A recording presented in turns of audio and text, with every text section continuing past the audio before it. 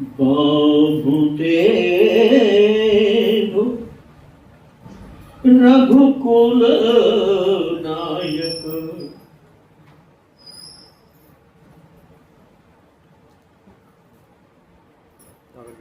देखे प्रभु धरे महिधनु सायक। भरत जी और राम जी सर्वप्रथम में मिले। बहुत चर्चा चले उनके विषय में। भरत जी के बाद श्री राम जी शत्रुघ्न को मिले। शत्रुघ्न लक्ष्मण जी से मिले। भरत शत्रुघ्न दोनों भाई मां जानकी का रुख देख रहे हैं कि इतने कष्टों में लंका में रही, इनका हमारे प्रति क्या भाव है। शत्रुघ्न ने कहा भैया भाव जो हो कोई बात नहीं, पर हमारी तो मां के समान हो। मां हो, मां नाराज हो, प्रेम में हो, लेकिन चरण स्पर्श करना परम धर्म होता है। सीता चरण भरत सिरनावा अनुज समेत पुलक हुर्रावा। सीता जी के चरणों में दोनों भाइयों ने प्रणाम किया। सीता जी का भाव देखकर दोनों भाई हृदय से पुलकित हो गए। मैया ने आशीर्वाद दिया। पूर्वासी मिलने में बड़े उतावली कर रहे हैं कि किसी तरह से प्रभु से हम मिल जाए, लेकिन भीड़ अधिक होने के कारण कोई साफ नहीं होता। श्री राम जी ने सब माताओं को मिले, आशीर्वाद दिया। फिर सुमित्रा जी लक्ष्मण जी को मिले।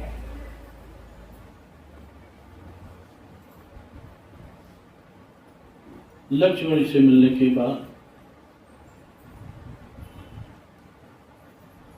राम जी विचार किया कि वही कैकेयी के हृदय में दुख है, संताप है। तो प्रथम राम भेटी कैकेयी सरल सुभाए भगत मति भई। श्री राम जी जब कैकेयी के पास गए मिलने के लिए, तो कैकेयी का भाव रुख जान लिया कि बहुत दुखी, हम कहने में संकोच कर रहे हैं। तो श्री राम जी ने भक्ति के विषय में, सरलता के विषय में ज्ञान का उपदेश दिया। जब लक्ष्मण जी माताओं से मिल रहे हैं ना, तो सबसे जो मिल रहे हैं सो मिल रहे हैं, पर कैकेयी से बार बार मिलते हैं। मन के अंदर जो लक्ष्मण जी के भाव था वो निकल नहीं पा रहा। पुन पुन मिलत कैकेयी हृदय बहुत सकुचा। इन्हें मिलने के बाद श्री राम जी ने विचार किया कि ये सब उतावले हो रहे हैं मिलने के लिए, तो एक लीला की।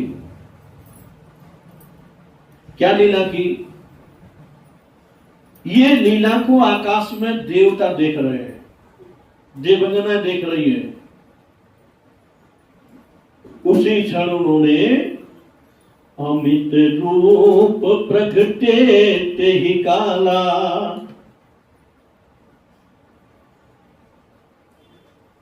सहज मिले सब ही कृपाला।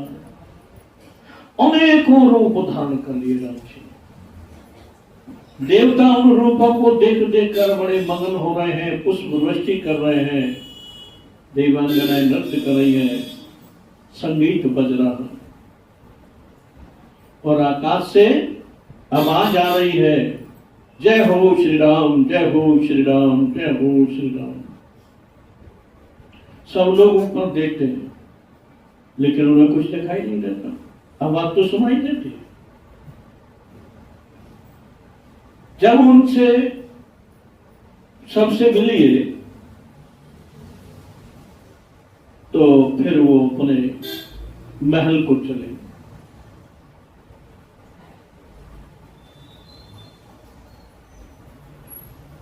सब वानर साथ ही थे। गुरु वशिष्ठ जी ने ब्राह्मणों से मंत्रा की, देखो श्री राम जी आ गए हैं, इनके शुभ दिन आज है लगन का, इनको तिलक कर दिया जाए, सिंहासन पर बैठा दिया जाए। ब्राह्मण बड़े खुश हुए, बोले ठीक है महाराज, अब देर मत करो, अब मुनि बर विलंब नहीं कीजिए, अब देर मत करो। तुरंत इन्हें सिंहासन सौंप दो। सुमंत जी को बुलाया, वशिष्ठ जी ने सब सामान सजाने के लिए कहा। उसी समय राम जी ने अपने सखाओं को बुलाया जो साथ बैठे। उनसे कहा, देखो ये हमारे गुरु वशिष्ठ जी हैं, इनको प्रणाम करो और इनकी ही कृपा से हमने राक्षसों का वध किया है। माता कौशल्या श्री राम जी को देख देख कर बड़ी हर्षित हो रही है। कवन भांति लंका पत्य मारा, ये मेरे दोनों सुकुमार नन्हे नन्हे से बालक हैं, इन्होंने वो त्रिलोक विजेता रावण का कैसे वध कर दिया। ये शंका उनके हृदय में चल रही थी। इस शंका के समाप्ति के लिए श्री राम जी ने बाण को कहा कि गुरु वशिष्ठ कुल पूज्य हमारे, इनकी कृपा तनुज रण मारे। जितने राक्षसों का वध किया है इनकी कृपा से किया। मैया कौशल्या के हृदय का समाधान हो गया। श्री राम जी ने गुरु वशिष्ठ जी को कहा, गुरु जी ये मुझे बहुत प्रिय है, भरत के समान। अनुज राज संपत्ति वैदेही, देह गेह परिवार स्नेही, ये सब मुझे प्रिय नहीं है, ये मुझे प्रिय है। वानर समाज बड़ा प्रसन्न हुआ।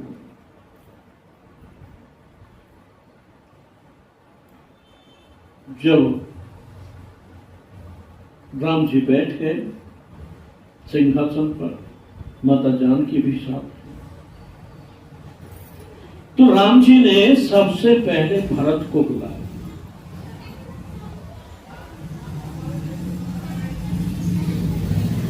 उसके बाद और सेवकों को बुलाया।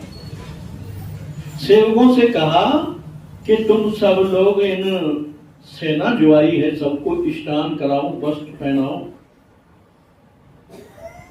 भरत जी को बैठा लिया अपने पास और श्री राम जी उनके बारों को सुलझा रहे। भगवान से आकाश मंडल से देख रहे भरत जी के भाग्य की सराहना करते हैं कि धन्य भरत, तुमने कौन सा ऐसा कार्य किया है कि राम तुम्हारे बालक में। एक तो जटायु था जिसने सीता जी के लिए अपने प्राण दिए, उसको राम जी ने अपनी जटाओं से साफ किया। और आज भरत कि बाल राम सुलझा। देवता बड़े आनंद थे। सुलझाने के बाद अनबाए प्रभु तीनों भाई, भगत बचल कृपाल, तीनों भाइयों को बाप बुलाया और सबको स्नान कराया, वस्त्राभूषण पहनाया। ये राम जी की मर्यादा है, खुद स्नान नहीं किया, सेवकों को कराया। ये नीति है, अपने जीवन में आदर्श है चलने के लिए। अब जैसे कोई ऑफिस से आया ड्यूटी करके घर में, और भोजन बन रहा है शाम को, माता पिता बैठे हैं और पुत्र आए और उसकी पत्नी उसको भोजन खिलाए, तो उस समय माता पिता के मन में क्या होगा वो तो वो ही जाने, पर अच्छा नहीं होगा। अगर वही बहू या वही पुत्र जाकर के पहले माता पिता को कुछ देता है तो कितनी प्रसन्नता होगी। खा तो वो वैसे ही रहे पर भाव तो होना चाहिए। जब माता पिता का आशीर्वाद मिलता है ना, संसार में कोई वस्तु दुर्गम नहीं जो मिल न सके। श्री रामचरितमानस में यही तो व्यवहार सिखाया है कि कैसा व्यवहार होना चाहिए, पति का कैसा होना चाहिए, पत्नी का कैसा होना चाहिए। तो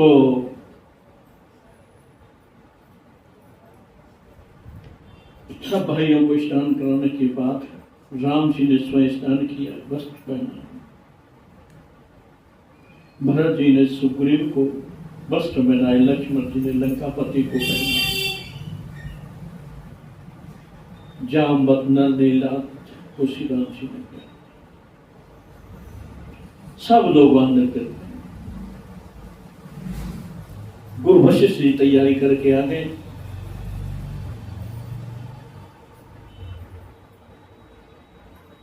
उन्होंने एक बहुत सुंदर रवि सम तेज सुवर्ण नचाई, सूर्य के समान चमक रहा था एक सिंहासन। वो बुलाया, सिंहासन को लगाया और ब्राह्मणों को कहा कि तिलक करो।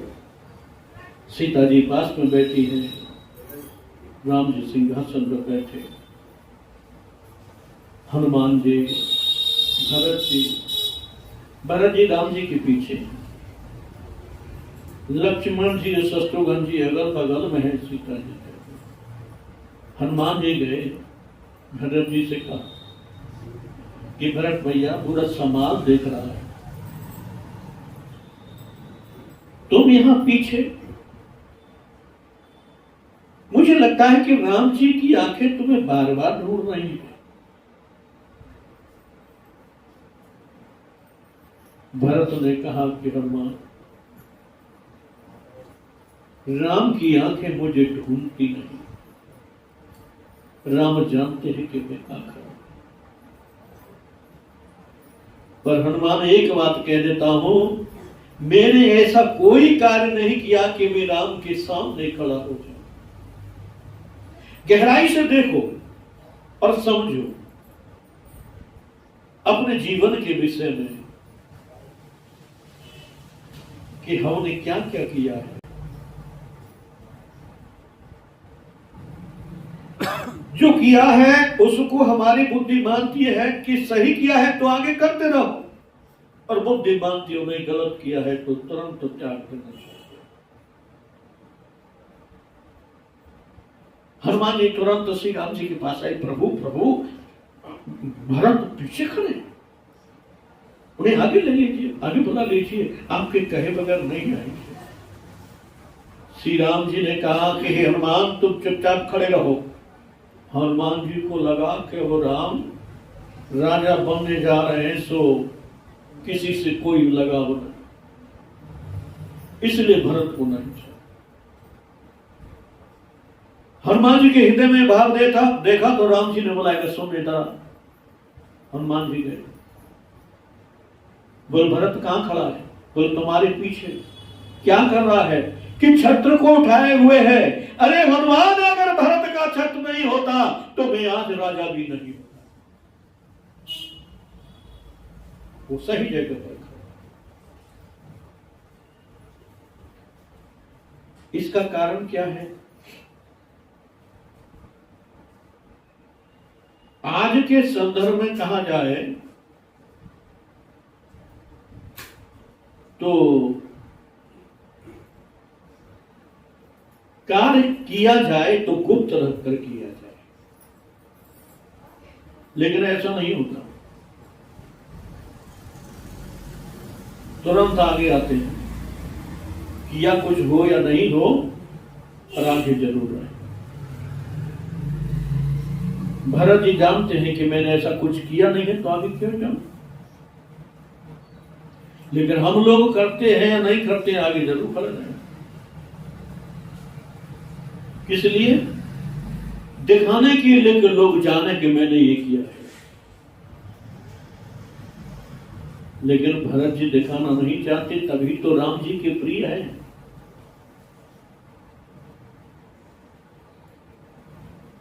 प्रथम तिलक वशिष्ठ मुनि कीना, पुण्य वे प्रणय कहो आयुष देना।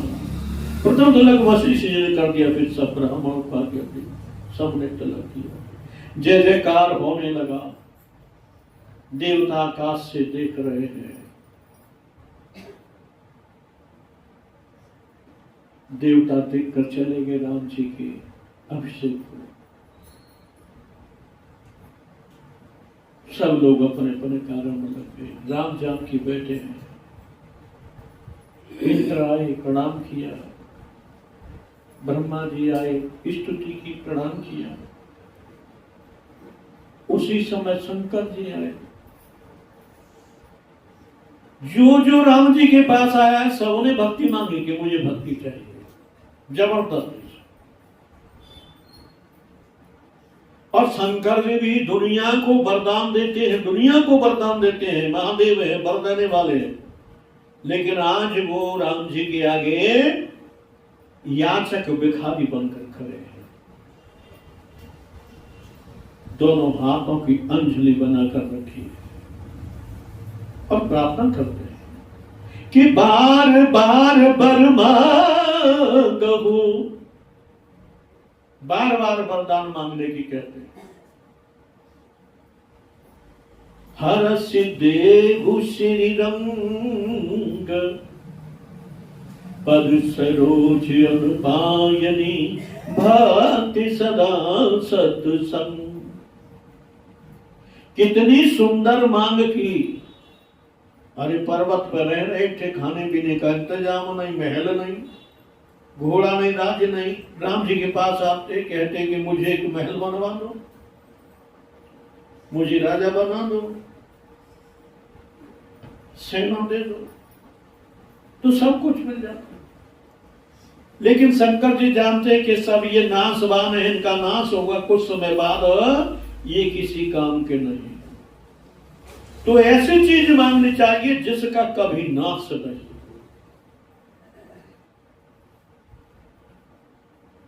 चाहे शिष्य हो, चाहे पुत्र हो,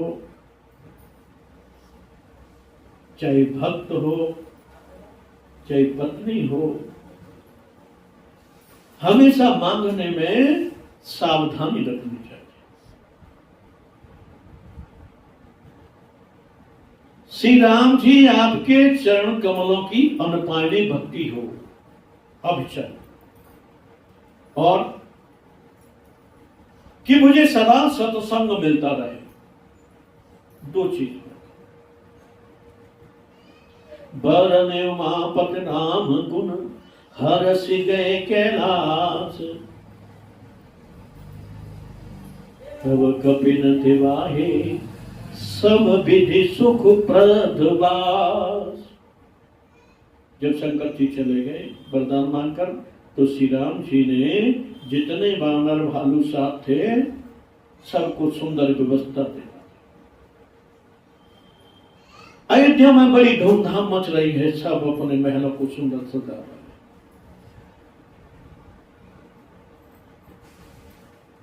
बालक को माताएं सिखाती हैं कि राम राम कहो रघुनायक कहो,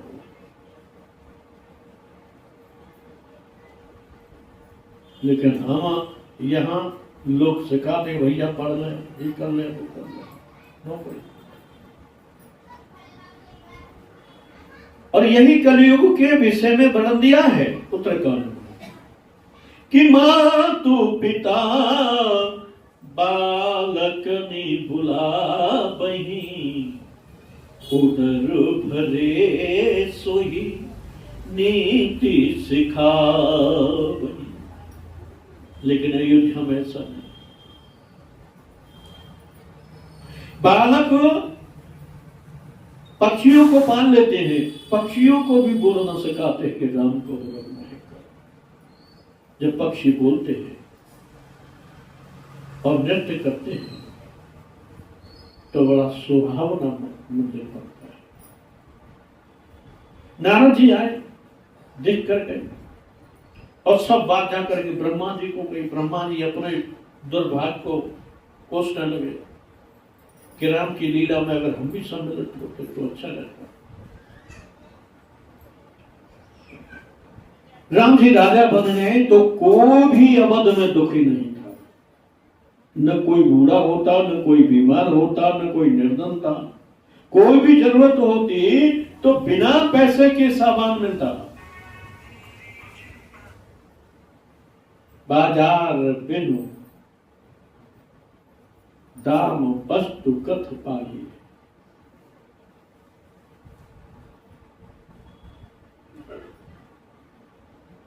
वस्तु बिनु कथ पाही।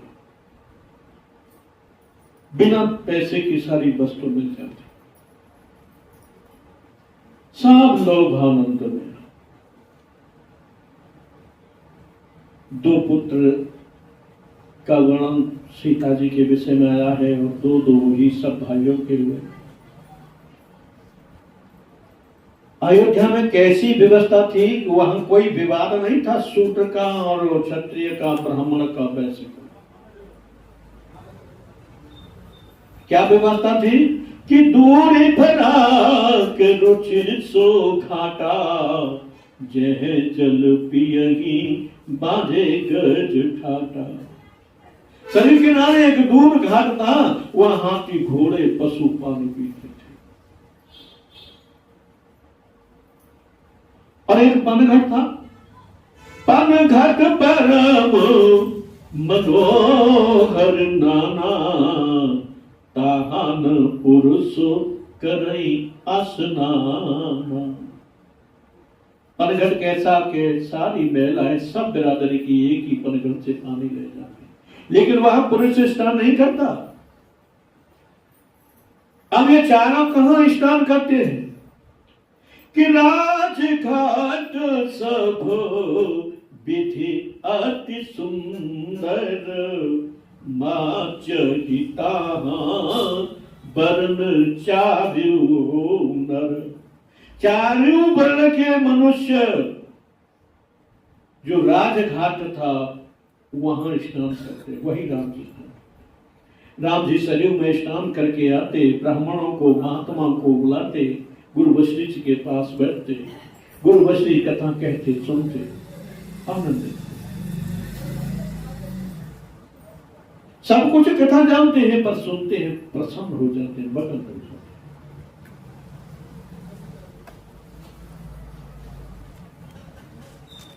तो मगन होने के अपने अपने अनेकों तरीके होते हैं। कोई शराब में मगन हो रहा है, तो कोई जुए में मगन हो रहा है, तो कोई लड़ाई झगड़े में मगन हो रहा है, तो कोई दंड बंधन मगन हो रहा है। लेकिन भगवान के कार्य में जो मगन होता है वो वास्तव में ही मगनता का लाभ होता है। एक राजा था, उसकी पुत्री थी, और राजा में तो बड़ी अजीब अजीब बातें हो ही जाती हैं। विवाह के योग्य हुई तो वर ढूंढने लगे। पुत्री को पता चली कि पिताजी मेरी शादी मेरी इच्छा से होगी। उसने अपनी माँ को बता दिया कि मैं उस विद्वान से विवाह करूंगी जो मेरे प्रश्न का उत्तर देगा। राजा ने घोषणा करवा दी, सब लोग एकत्रित हुए। लेकिन शर्त भी थी कि अगर शर्त जीत गया तो विवाह हो जाएगा, नहीं होगा तो अपनी दुकान व्यापार बिजनेस सब वही जमा करना पड़ेगा, पूरा धन, और कंगाल होकर के उस राजा के यहाँ नौकरी करनी पड़ेगी। अब विवाह एक ऐसी बुरी लालच है कि सब लोग जानने लगे कि राजकुमारी के साथ विवाह हो जाएगा, राज्य मिल जाएगा, हम तो इकलौते मेहमान बनेंगे, तो हमें तो सब मिल ही जाएगा। सब अपनी तैयारी दाढ़ी मुंडी बनाकर टाई भाई करके और बढ़िया कपड़े पहन करके जाते, और वो प्रश्न पूछती क्या कि एक पिंजड़ा है, पिंजड़े में शेर है, ताला लगा है, बिना ताले के खुले जो उस शेर को पिंजरे से बाहर निकाल देगा मैं उसके साथ विवाह करूंगा। अब विवाह की बात सुनकर तो बहुत वहां इकट्ठे हो गए, बहुत राज्य में धन जमा हो गया, लेकिन जवाब कोई नहीं दे पाया। कोई चेला था, वो अपने गुरु जी के पास पहुंचा, मंत्रणा की कि गुरु जी ऐसे ऐसे चर्चा चल रही। गुरु जी ने समझ आया, तू काहे को प्रपंच में पड़ता है, छोड़। बोल नहीं गुरु जी, ये मेरी प्रतिष्ठा की बात है। बोल तेरी प्रतिष्ठा कैसे बन गई? बोल मेरा पुत्र गया और वो वही बंद है, उसने उसके साथ शादी नहीं की, वो उत्तर नहीं दे सकता, लेकिन मैं उससे शादी करना चाहता हूं, मैं उसको सबक देना चाहता हूं। बोले ठीक है। बोला जा कह दें कि हम खोलेंगे था, बिना खोले बिना तोड़े शेर को बाहर निकालेंगे, हमें 2 दिन का समय चाहिए। तो गुरु जी ने देखा, पिंजड़ा था, बंद था, शेर खड़ा, ताला लगा, बिना पिंजरा तोड़े बिना ताला खोले शेर को बाहर निकाला। गुरु जी थोड़ी देर खड़े रहे, भगवान से प्रार्थना की कि प्रभु ये क्या बलाया है, और गुरु जी समझ गए कि इस शेर की तो आंख नहीं चल रही है, लेकिन है बिल्कुल हूबहू शेर जैसा। तो विचार किया ये तो मोम का बना है।